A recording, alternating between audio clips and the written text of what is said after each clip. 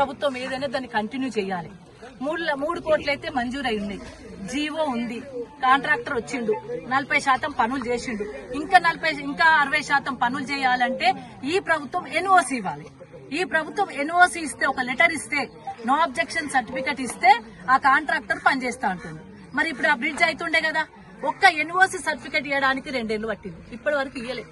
ఆ కాంట్రాక్టర్ కనుక ఒక సర్టిఫికెట్, ఎన్ఓసి సర్టిఫికెట్ ఇచ్చినట్టయితే ఈ పని ఇప్పటి వరకు 2 ఏళ్లలో బ్రిడ్జ్ అయిపోతుండే.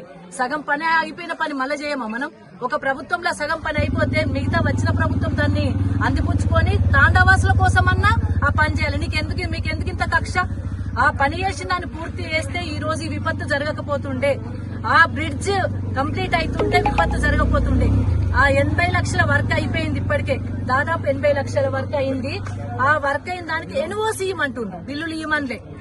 నో అబ్జెక్షన్ సర్టిఫికెట్ ఇస్తే నేను బ్రిడ్జ్ కంప్లీట్ చేస్తానని ఆయన 2 ఏళ్ల కిందట చెప్పిండు. 2 ఏళ్ల సర్టిఫికెట్ అయితే ఇస్తలేడు. గాళ్ల పని నేనెందుకు చేస్తా అంటారట. ఇది వాళ్ళ పని కాదు, తాండవుల పని. తాండవులకు రోడ్డుకు బ్రిడ్జ్ అయ్యే పని. ఆ బ్రిడ్జ్ మీదకి వెళ్ళి వాళ్ళ వాహనాలు రాకపోకలు ఉంటే జల్దీ పోయి వాళ్ళు ఆదుకుంది వాళ్ళందరినీ. ఆ బ్రిడ్జ్ సగమైంది, సగం చేసినా మా గవర్నమెంట్ పోయింది.